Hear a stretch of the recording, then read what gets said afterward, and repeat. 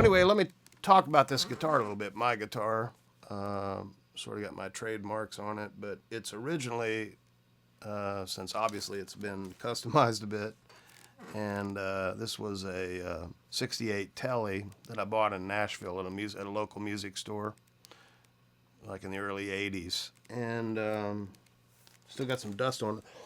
It's been there since 1980, maybe, I don't know. But anyway, this guitar was hanging in a music store, and somebody had traded it in. They stripped the original paint job off of it and put a car primer coat of paint on it. And then at that point decided, I'm just going to trade it in. So they brought it in, traded it in. So Don Kelly, this guy I played with at Stagecoach Lounge, a musician friend of mine, we all went into looking for guitars. He bought one. He got this guitar. I bought another guitar, like a yellowish guitar, and we went to the gig and played it, and we swapped them and kept trying them back and forth. And I said, man, I don't know. I like the one you bought. And he said, well, I'll take the other one. You take this one. And it wasn't set up like this. Obviously, it was a single coil, rear single coil tailpiece pickup and standard Tele.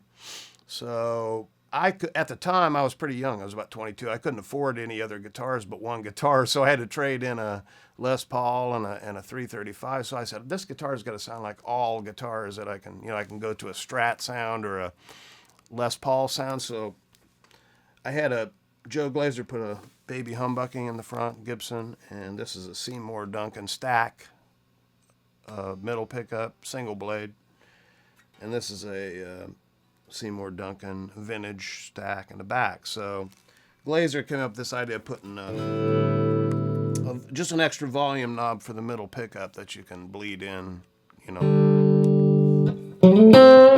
which supposedly gives it a Strat sound,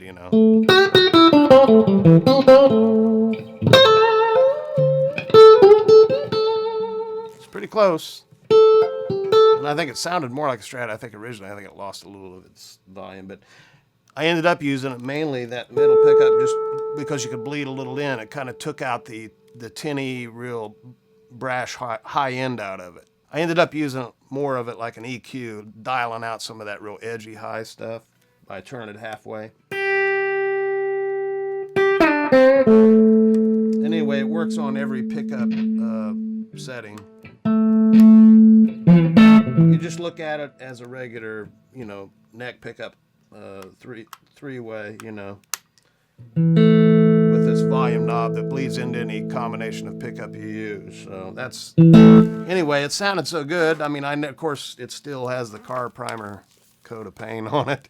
It just has a great sound. It's a swamp ash body, so, really the wood in it, if it's been floating around in a swamp, it's got a little acoustic quality to it because it's probably perforated from, being in water. So a lot of those swamp ash Teles, they call them swamp ash, they've been floating around in water and dried out and cured. They have a cooler sound to me. So a lot of times if you can find one, ask what kind of wood it is, it's alder or swamp ash or something. It really has a major effect, even though it's not acoustic guitar, in the tonality of it.